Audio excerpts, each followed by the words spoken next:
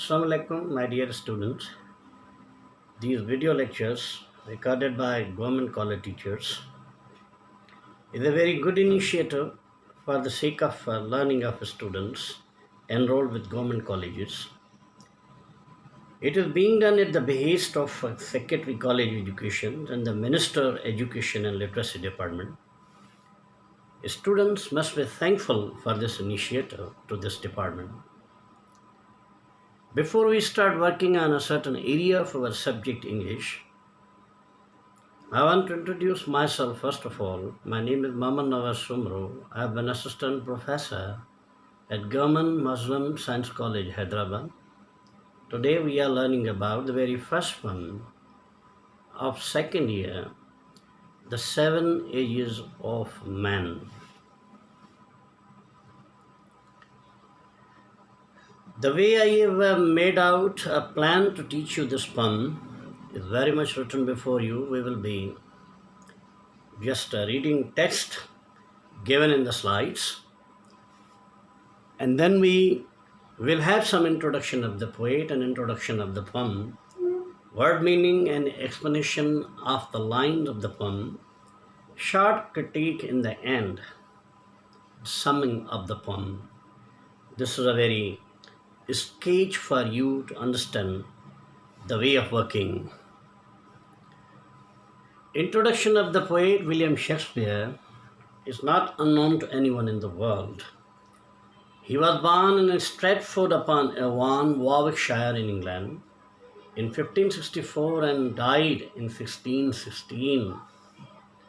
He was a poet, playwright and actor. He belonged to Queen Elizabeth an age, named after Queen Elizabeth I, who ruled England from 1585 to 1603. William Shakespeare was considered the crown of English Renaissance, a moment regarding revival of learning in Europe.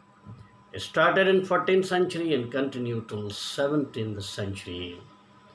His contribution to literature is he has written 39 plays, tragedies, comedies, tragicomedies.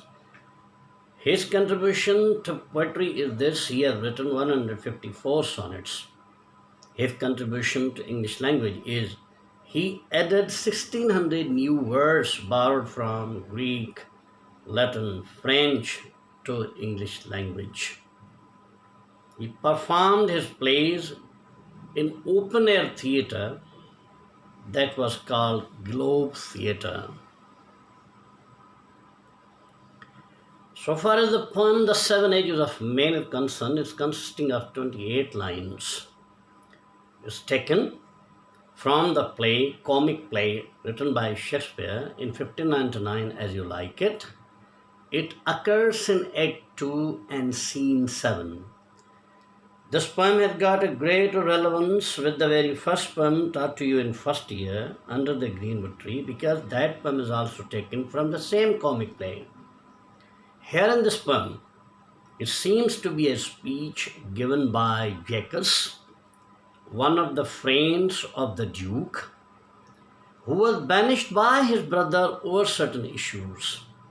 All these people, they are taking to the life of Forest of Arden, completely a natural environment, because the Duke and his friends believe that natural life is not as miserable as the life in modern societies.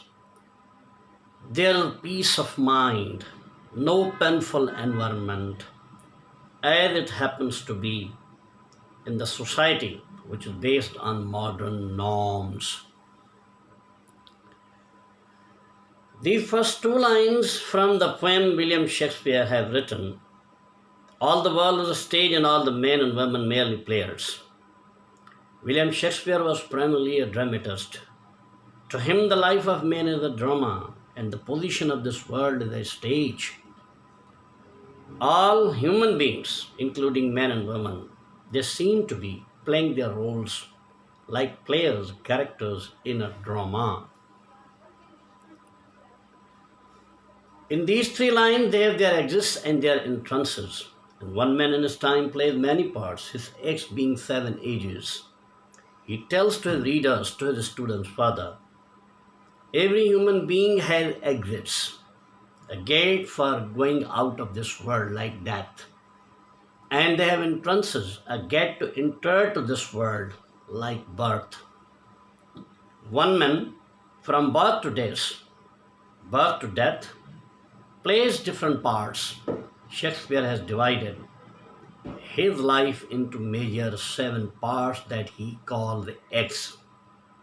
And those 7 parts are like infant, school child, lover, soldier, justice, pantaloon, and second childishness that we will be discussing in the coming lines. At first, the infant mewling and puking in the nurse's arms. The poet of this poem is telling to his readers, to his students, the first role of every human being is an infant, a newly born child, as you can see in the very first picture. He's telling us 2 traits at this stage. He keeps mewling, crying, weeping, and at the same time, another thing that he's being seen doing, that one is puking, vomiting, as you can see in third picture. Our mother-like lady feeds him, and after some time, he takes it out, and this process continues for some time. Then the whining schoolboy with his satchel and shining morning first, creeping like snail, unwilling to school. The poet is telling to his readers about the second role of every human being when he becomes a schoolboy or a school child. Something that we can see in him. He keeps complaining against himself, against others, against the school environment. Because this is the first time he is separated from his congenial atmosphere at home, and he is taken to different atmosphere at his school. The world there is quite different that he expects. He's putting on a bag for books around his shoulder, and early in the morning mother gives him bath or washes his face that he should be looking like a smart boy. When he starts going to school, his going is very slow, like a snail.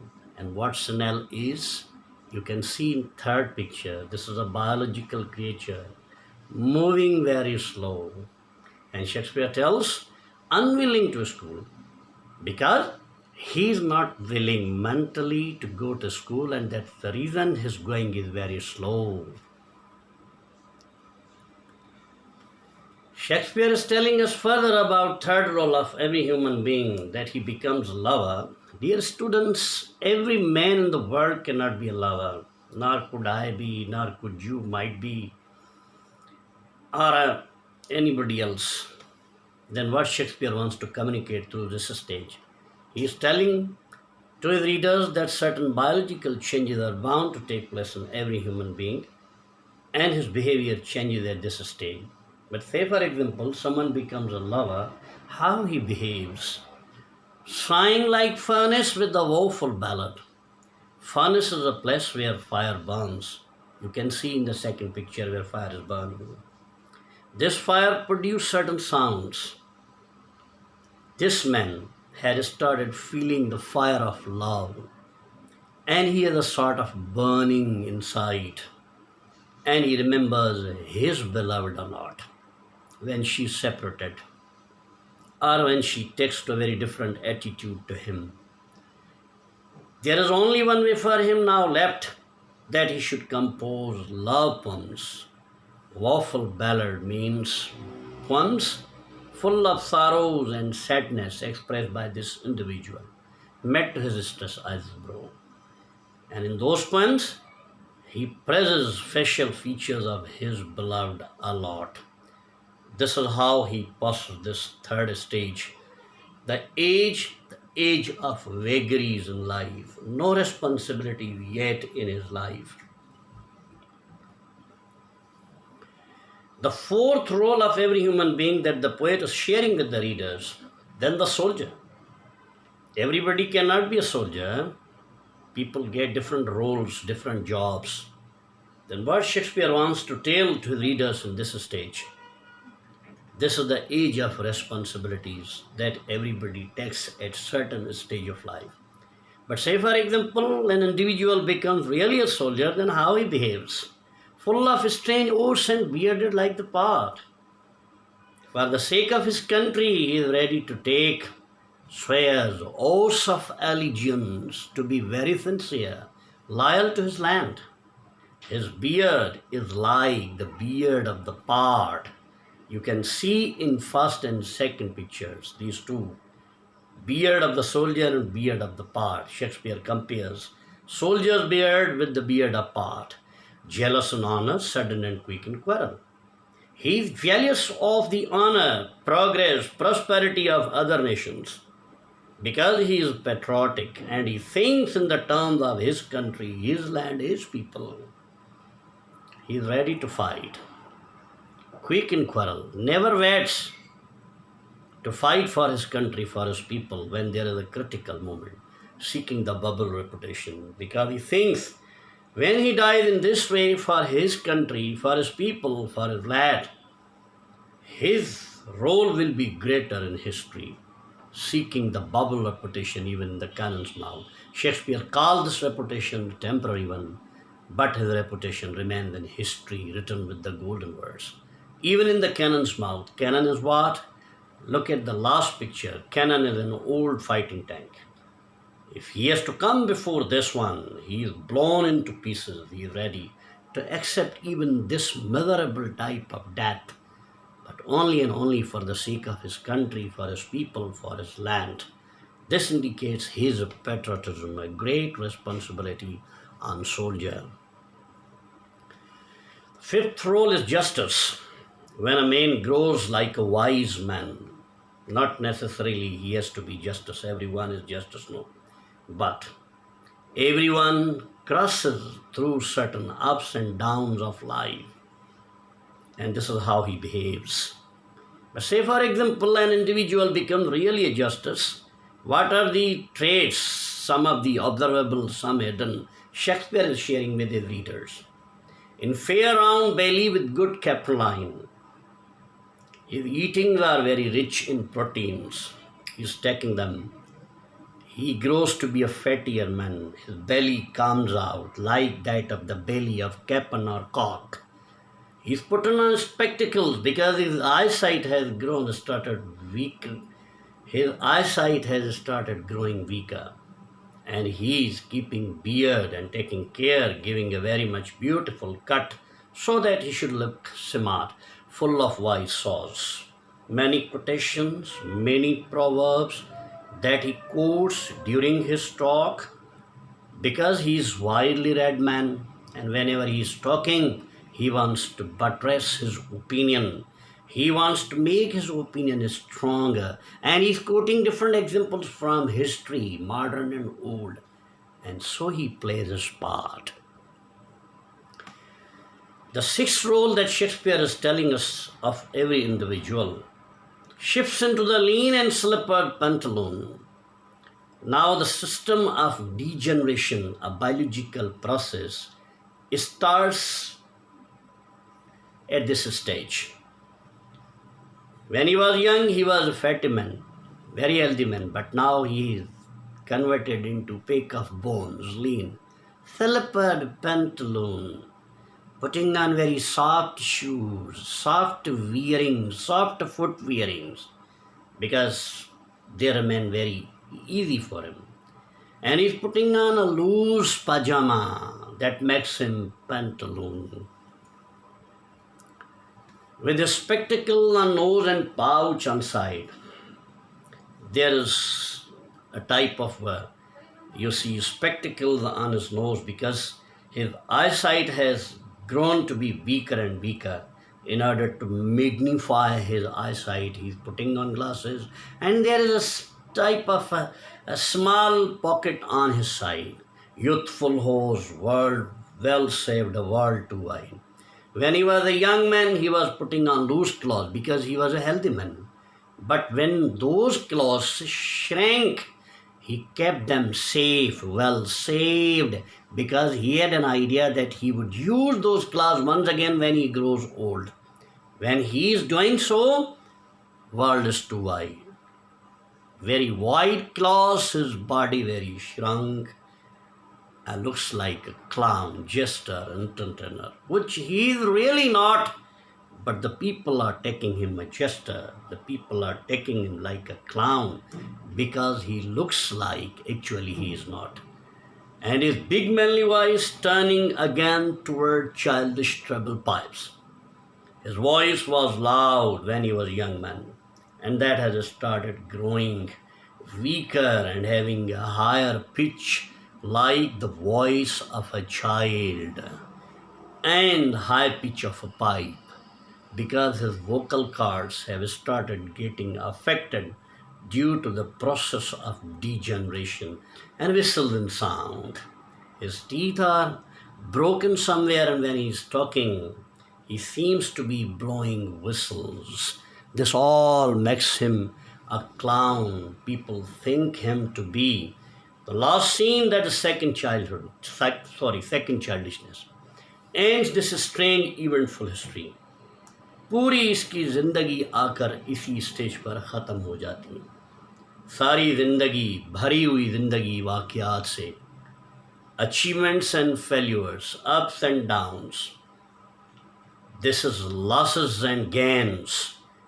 All ends over this age when he starts behaving like a child once again. He develops the trait of oblivion, forgetting everything. He never remembers at all. Sans T, sans eyes, sans test, sans everything. Sans means without. He loses his teeth, he loses eyesight, and he loses the taste of eating. Slowly and gradually, he loses all senses. And in a way, he becomes a senseless man waiting for death when it knocks him down and he says bye-bye to this world and leaves. This is how Shakespeare is telling us and sharing his experiences, his opinions with his readers and his students about these 7 ages or roles of every human being. In the end, there should be a short critique on the poem. The type of poetry, the poem, the 7 ages of men is an objective type of poetry because one type of poetry is objective, another is subjective. Objective when the poet is talking about other people, others' experiences. Subjective when the poet is talking about himself, his experiences. 7 ages of men. Shakespeare is talking about all human beings in the world, including himself. So we can say that the poem is objective, not subjective, because we don't see the personality of Shakespeare in the poem. Medium of poem. There are different mediums of poems or poetry, like stanza, like ode, like epic, like elegy, like sonnet. So far as this medium in the poem is concerned, here the poet is using 28 blank verses, iambic pentameter. This was the form which was introduced in the days of Renaissance, and it was borrowed from other nations' literature. Type of content of the poem. Content is very simple, very common experiences to be observed almost everywhere in the family of everyone on the earth. We see different people playing different all these 7 roles. Content is very much common, and everybody accepts them to be one of the characters of Shakespeare's this poem, The 7 Ages. Form of the poem, the very first one. The language of the poem is very simple. There is hardly any word which the readers cannot understand the meaning of. All words are very simple, meanings are simple. Because of simple language, simple wording, simple expression, the purpose, the message of the poet has become easily understandable for every reader. Figures of speech are the techniques of expression used by poets to express their own opinion in their own way. Here in this poem we find metaphor, simile, alliteration. Metaphor, simile are comparisons. Metaphor is a compressed comparison. Simile is an open comparison. Alliteration is the repetition of the sound in the beginning of the words. So far as metaphor in this poem is concerned, the very first line, world is a stage, this is metaphor. Simply bearded like the pard. So every simile takes the word like and as. Alliteration, the world too wide for his shrunk shank. These are the 28 lines. This is a poem that is taken from his comic play As You Like It. The purpose of comedy is to provoke laughter among the readers. Here, we do not laugh outburstedly in this poem, but a gentle humor keeps being felt by the readers from first to last of the poem. So we can say in short that Shakespeare is telling us how every human being on this earth plays his part, meaningful part, and he performs all these 7 roles, starting from infant to schoolboy, lover, soldier, justice, pantaloon, and child once again. And finally, the drama of his life closes. Thank you. Wish you all the best.